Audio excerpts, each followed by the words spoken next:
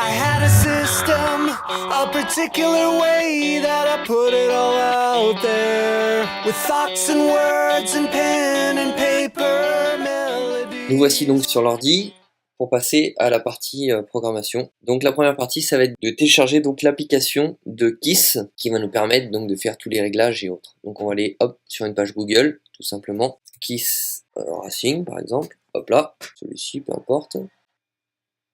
Hop là, on tombe sur cette page-là, on va dans Download, et là, on va aller dans KISS GUIS. Donc le GUI, c'est le fameux logiciel qui sert à faire tous les réglages. Là, la dernière version au jour d'aujourd'hui, c'est celle du 17 juillet 2018, la 2.09. Vous avez tous les systèmes d'exploitation, Windows 64, Windows 32, macOS, Linux et autres. Donc moi, je suis sur macOS. Je l'ai téléchargé. Je vous laisse télécharger la version qui concerne votre partie à vous et l'installer comme n'importe quel autre logiciel. Maintenant que le logiciel est installé et donc on va tout simplement le démarrer. KISS GUI. Alors moi c'est la première fois que je le démarre, hein, je fais tout en même temps que vous. Je vais en profiter pour aller chercher mon câble USB. Une application téléchargée par internet, ouvrir, tac, et nous voici. Donc déjà on peut commencer par choisir le langage. On va se mettre en français, nickel. Pour l'instant j'ai pas connecté le câble USB. Je vais vous laisser faire comme moi, c'est-à-dire connecter le câble USB dans la partie Fly Controller, donc c'est-à-dire dans la KISS V2. Vous trompez pas, c'est pas dans la carte PDB OSD. Hein. Hop, branché. Donc, on voit qu'ici le nom en haut a changé, donc on est bien. Je vais vous rappeler une petite chose, il vous faut impérativement une connexion internet pour la première fois on le connecte, parce qu'on va avoir besoin d'authentifier la KISS V2. En fait, elle a un numéro de série et à travers internet, on vérifie que c'est pas une copie et que tout se passe bien. Donc il faut l'activer. Donc on se connecte, voilà. Attention, la KISS FC n'est pas activée. Assurez-vous d'être connecté à internet ou l'activation échouera. Donc j'ai mon numéro de série, activé maintenant. Hop là, elle est donc activée. On va quand même faire un petit save setting pour être sûr. Et voilà. Ensuite, l'étape suivante, on va simplement flasher la FC. Avant, on était obligé d'aller télécharger le firmware sur le site internet de Flyduino. Maintenant, a priori, d'après ce que j'ai compris, il est possible de le télécharger directement à partir de l'application. Donc, soit on sélectionne un firmware qu'on a téléchargé, soit on fait ici Select Remote Firmware. Ici, il détecte bien que j'ai bien une KISS V2 F7 et donc il trouve une 1.3 RC36 en version bêta. Est-ce qu'on teste la version bêta? Allez, on est des fous, on va prendre la version bêta. 1.3.36 est une mise à jour. Il supporte la rotation des ESC. Bon, a priori, il y a pas mal de bugs qui ont été corrigés. Donc, on va downloader le firmware. Et une fois que j'ai downloadé le firmware, je vais simplement flasher le firmware. Il ne reste plus qu'à attendre. Alors, le truc dommage, c'est qu'il n'y a pas de barre de progression. On ne sait pas trop ce qui se passe, si ça a bugué ou pas. Mais bon, quand c'est terminé, ça vous affiche ça. C'est-à-dire qu'on recommence au début. Nouveau firmware, on réactive la carte à nouveau. Donc il faut être connecté à internet, un petit save setting pour être sûr. Et voilà, on a fini la première étape qui était la plus importante, flasher la carte de vol, la KISS FC V2. Donc la deuxième partie est tout simplement de flasher les ESC. Pour ça, je vais vous laisser tout simplement brancher une LiPo. Donc vous enlevez bien vos hélices, hein, comme d'habitude, pas d'hélices sur les moteurs. Et on va se brancher une LiPo. Et mise à jour ESC. Attention, potentiellement dangereux, la mise à jour d'ESC ne fonctionne qu'avec la KISS 24 et maintenant la 32. Ils l'ont pas mis à jour. Veuillez retirer les hélices, machin, je sais ce que je fais. Il se peut que lors de la première connexion, là, ce soit pas bien reconnu. C'est-à-dire que là, il voit pas les ESC. Donc du coup, ce qu'on va faire, on va faire une petite déconnexion, une petite reconnexion. Hop là. Et retourne dans les ESC, et hop, là il les retrouve. Donc on a le numéro de série de tous les ESC, il voit bien que c'est des KISS 32 ampères, et donc là on va faire comme tout à l'heure, on va sélectionner un firmware en ligne, donc il faut toujours avoir la connexion internet, on va tout simplement sélectionner nos ESC, donc là c'est des KISS 32 ampères, et on va sélectionner la dernière version. Alors au choix, soit des bips, soit les voix. Moi je trouve ça marrant les voix, donc je vais garder les voix. Hop là, comme tout à l'heure, on download, et on flash. Donc là on peut voir pendant le flash que les petites LED des ESC clignotent. Donc bien évidemment, comme tout flash, on va éviter de retirer le port USB pour éviter de faire une bêtise. Alors je sais pas, sur mon ordinateur à moi, il n'y a pas de barre de progression qui s'affiche.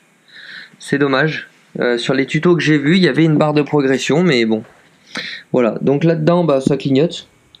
Hein, grosso merdo. Les ESC clignotent aussi. Il y a tout qui clignote. On va laisser faire. Tant que ça clignote, hein, ça veut bien dire que c'est en train d'être mis à jour. Hein, donc on touche à rien. On laisse faire. C'est relativement long. Hein. Pour l'instant, là, on en est à plus de 2 minutes.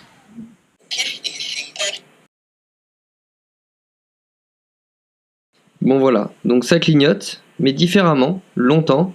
Elle a commencé à faire un petit bruit. Et sur l'écran, on a, pour des raisons de sécurité, la communication avec la KISS a été coupée. Veuillez débrancher la batterie et reconnecter. Donc là, on va tout simplement débrancher la batterie, déconnecter l'USB et on rebranche tout.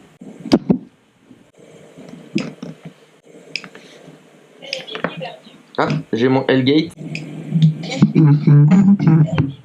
Donc là, on va reconnecter l'USB. Touk. Il l'a retrouvé. On se connecte. On branche les ESC. Hop là. On retourne dans mise à jour des ESC. Comme tout à l'heure, il ne le voit pas. On va déconnecter, reconnecter. Hop là. Donc voilà, on a bien les ESC KISS 32 en 1.21a sans souci.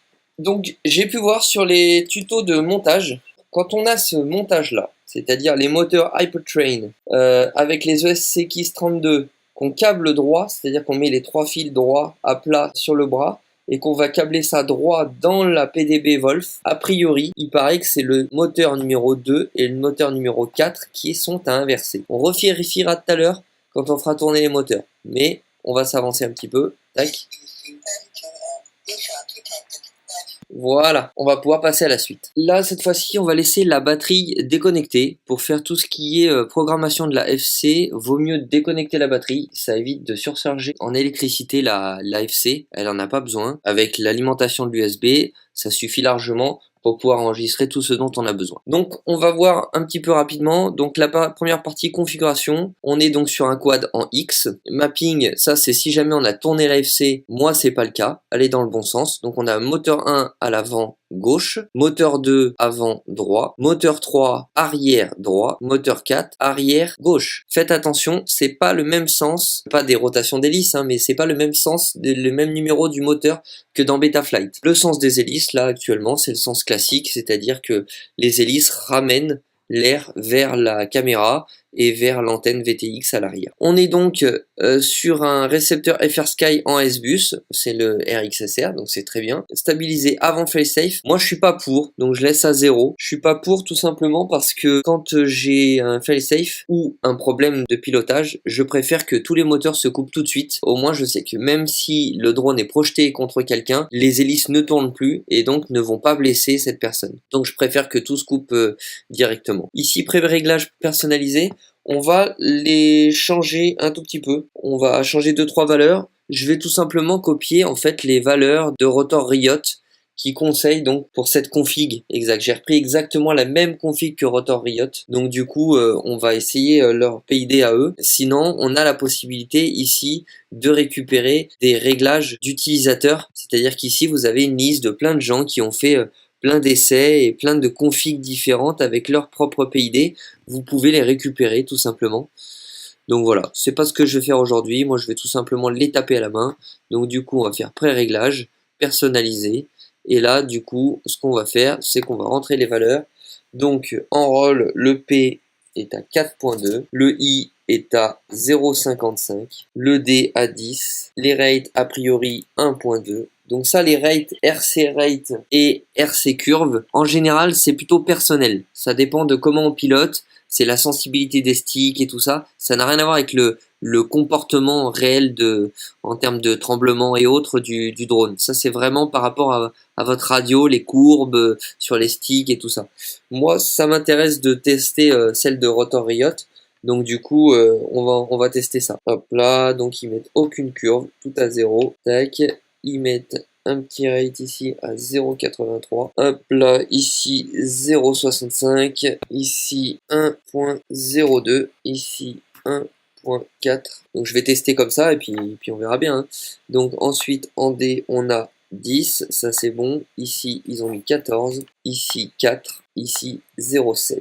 Ensuite, ici, a priori, 0. Ici, 0,08 et 0,06. Ici, 0,55. Ici, on est à 4,7. Je ne fais que recopier, hein, ne vous inquiétez pas. 9,5. Et pour ceux qui veulent faire pareil, recopier, je crois que j'ai tout rempli. On va vérifier quand même un petit peu plus bas. Donc là, le level 4, 0,4, ça 10. Je pense qu'ils n'utilisent jamais le level, donc ils l'ont pas à bouger. Donc voilà, les PID, c'est cela. Ça, c'est les PID de Rotor Riot. J'ai pas encore testé, hein, attention. Hein. Donc il faut que je teste. On verra ça quand je ferai mon premier vol. On va tout de suite sauvegarder.